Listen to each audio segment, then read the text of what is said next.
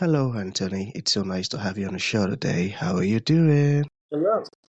I'm doing very well. How are I'm you? doing quite fine, my man, and thank you so very much for being here. And you see, I really appreciate you. And oftentimes, my man, I love to thank my guests for two things. And I do this so often to the point where it has become my anthem. So, firstly, my man, I want to say thank you so very much for investing in yourself. You see, you are on this platform right now because you did invested in yourself. And oftentimes, Anthony, Mm-hmm. I love to make reference to the amazing mango tree. Let's say some couple of months back, I was on a particular road, and just by the roadside, Anthony, there was this very tall, unattractive mango tree. And I used the word unattractive because the mango tree's got no mangoes on it, and the leaves were all dry. So I just walked past it Mm-hmm. and I went my way. But you see, my man, just recently I was on that same road. And this time around, a lot's changed about the mango tree, you see. The mango tree caught my attention pretty good from a distance, and immediately I got the urge to move so close to it, of which I did, and it wowed me. Because now the mango tree's got a lot of mangoes on it, beautiful green leaves and healthy branches, and not just mangoes now, my man. I'm talking about ripe mangoes. It was such a lovely experience that day. I was so excited. Cool. Here is my point. The fact that you dedicated your time, energy, and resources to becoming the amazing Anthony that you are today, that alone has made it impossible for me to skip you. And that's why you got a request from me to be on the show because I was attracted to the fruit of all that you're doing. Your philosophies, your insight, the impact your work is having, and how you're offering your solutions, my man. These stuffs are beautiful. And just before I sent you that Mm-hmm. request, I said to myself, I've got to benefit from these beautiful things Anthony's doing, and not only me now, but even with the audience. And here we are today with the Yeah. amazing Anthony. So thank you so very much for doing that yourself. And secondly, thank you for saying yes to the invite. Because if you had said nope, there was nothing Elisha could do about it. Thanks so much, my man. Mm-hmm. Mm-hmm. You're welcome. Beautiful, man. So let's get started. You see, I'm quite excited to have you on the show today for some reasons. Firstly, my interest in knowledge seeking. I believe in order for one to transition from a terrible situation to that of a beautiful one, Anthony, I believe it takes the application Mm-hmm. of knowledge, quality information, and not just knowledge now, but the application of it. And you see, my man, ever since I discovered that light in the Hebrew means knowledge and darkness ignorance, I've been so keen to knowledge Mm-hmm. seeking. Why? Because I do not want to remain in the dark. So that's going to make our conversation today very important to me and even to the listeners. And the second reason why I'm excited to have the incredible Anthony on the show is for the sake of the audience. You see, my man, we live in an age where information is as abundant as grains of sand. We've got a lot of information flying out there. So these folks trust me for quality, eye-opening, and very important information, of which I am totally Mm-hmm. convinced, my man, that our conversation is going to be insightful and impactful. So, for that reason, Anthony, let's get started with your introduction. Talk to us about your Okay. personal or your professional journey, because right now we are so curious. We want to know how Anthony got here. Then, afterwards, I've gotten some beautiful questions for you. Okay, Anthony, over to Okay. you. So I want to say that I'm a mental health clinician, provide therapy for my private practice, couples counseling and individual therapy. I've been doing so for about 17 years, so I'm a little longer in the tooth now, I feel. I did have to get a master's degree, go to school for 7 years to be able to get licensed, which was another 4 years to be able to even do this. So I climbed a few trees and hurdled a few hurdles. And I know that part of my, I feel, mission in my career is to motivate others who also maybe more look like me. So I am a biracial black male. My field of mental health clinicians, providers, they're pretty much 99% women. And 85% of that 99% is Caucasian women. And that can be a little more difficult when you're a young male of color. You have your first erection. You're not going to talk to some older white lady about that. I was there. I remember. So I just want more people who look like me to do what I do to help to talk to young and whatever age men. Because also the stigma of therapy has started to weaken. It used to be tough men don't need therapy. Well, now it's like kind of like could use some therapy. Everybody. So I've been appreciative of that kind of cultural bending that has occurred. But yeah, therapist, again, I said I'm biracial. I've been doing it for 17 years. Did you have any other questions about me? Beautiful, beautiful.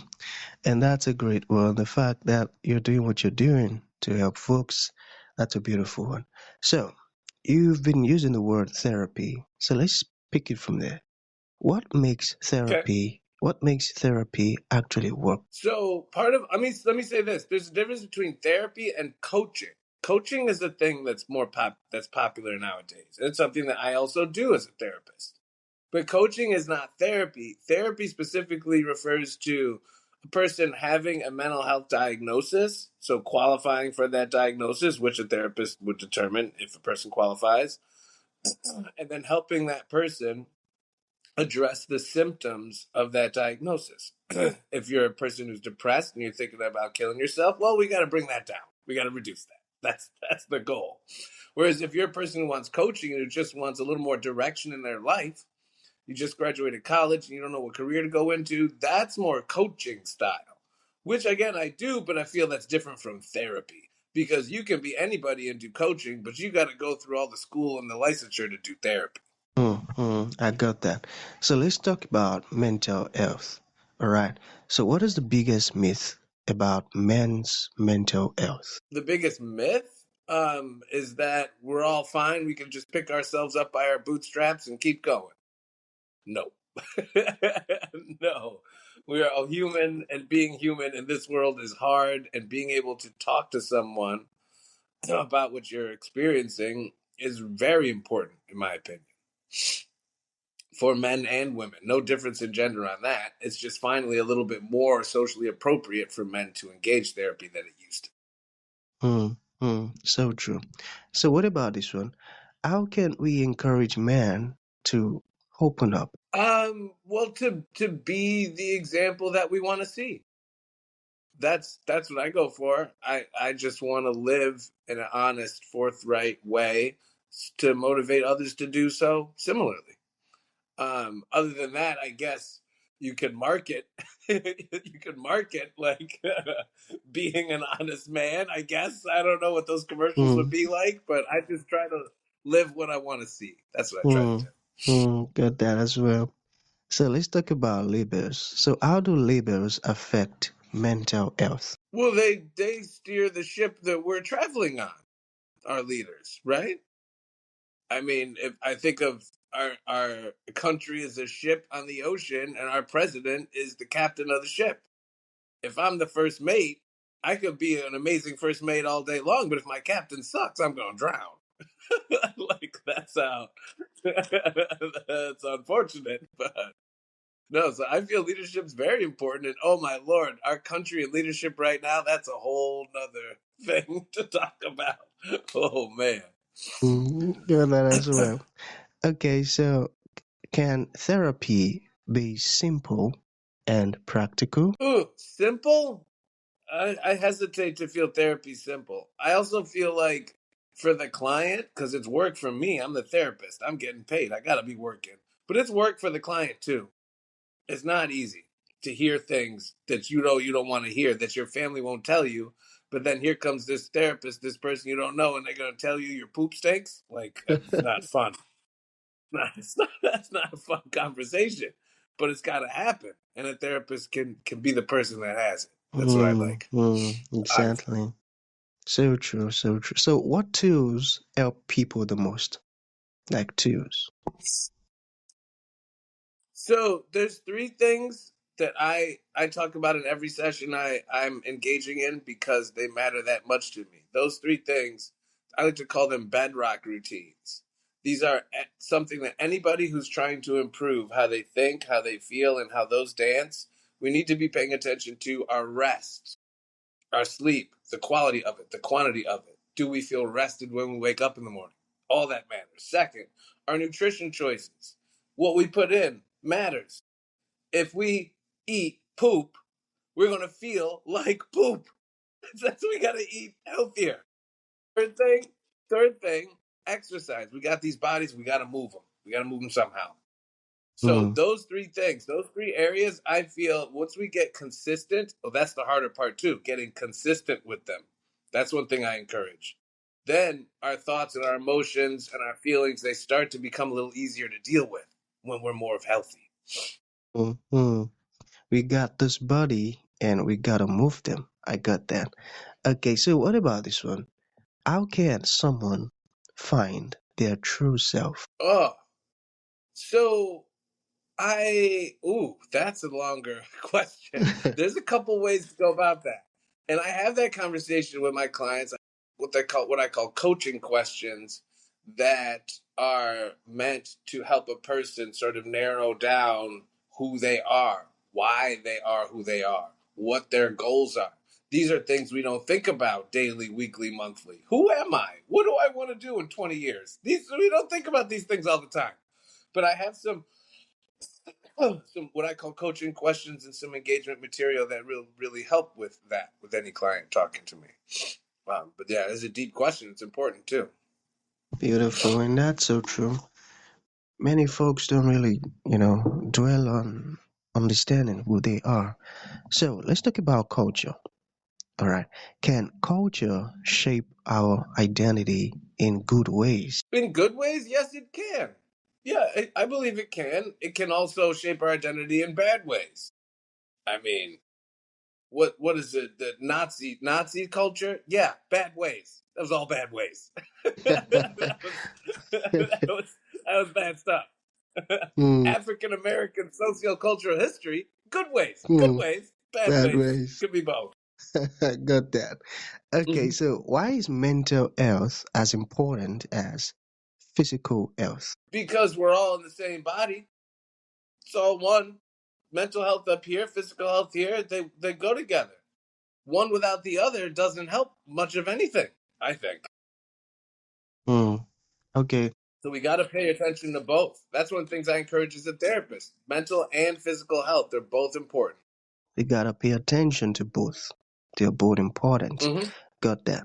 So let's say someone listening right now, and the person has got a friend who is struggling.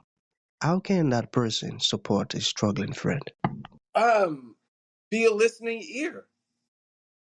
Just be and a hug after a cry.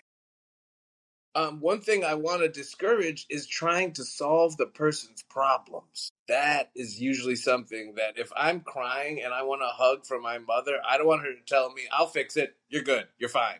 Be like, "What? What? I'm crying. I want a hug. Don't tell me I'm fine." So I just want to just be a listening ear and be a comforting spirit. Be a listening here and a comforting spirit. Wow, Hmm. I got that as well. So we have two more to go. So this says, what is the biggest barrier to good health, good mental health today? Like the biggest barrier. Time that a lot of us we work five Time? jobs for 85 hours a day. Ha ha And how ha. do we have time to sleep? How do we have time to go for a run? And finding the time, especially if you're a parent, oh, you got negative time. That's the hardest barrier to me. Bye, I got that. Okay, so the last one. What does a real self-care look like? Real self care, minding those three bedrock routines: sleeping well, eating well, exercising well. To me, that is self care. Now, those three, they won't guarantee that you'll be a happy person, smile on your face, but they will guarantee that you'll be healthy and you'll be able to successfully handle anything that gets thrown at you. And that's a win. Of course, that's a win. So finally, what would you Hmm. like to leave the audience with, like a final thought? And to those folks who like to reach out to you, learn more about the beautiful stuff you're doing, or even ask you questions or open your services or programs, how can that be possible? To find me online, I'm available as a mental health therapist wherever you are in the country. We could talk. You come to my place. My website. The best way to find it is my name, Anthony Marino, LCMHC. Um, and I could put a link in my from my website into something if you like. Um, but that's the best way. If you Google Anthony Marino LCMHC, my site will come up, and we'll be able to connect. What was the other thing you asked? I'm sorry. Yeah, I said a final thought. What you like to leave the audience Oh, with? final thought. Just it's beneficial to talk with somebody. But part of what I feel is the most beneficial about therapy is to for anyone, regardless of if they have mental health symptoms or not, is it's a person who will listen to you and communicate honestly with you, who has no bearing on your life personally. They're not a friend. They're not a family member. They won't put any of what they want you to think into their words because they're therapists. They don't know you. It's just gonna they we just keep it real. And I feel everybody could benefit from someone who will just keep it real with them about their feelings without putting any agenda on the conversation. I feel that's something that everyone can benefit from. Mm, mm, that's so true, and I got that. So that's gonna be the end of the show, my man. Thank you for coming, and Okay. thank you for sharing this beautiful stuff with us. It means a whole lot. Thank you. Yes, you're so welcome. Bye.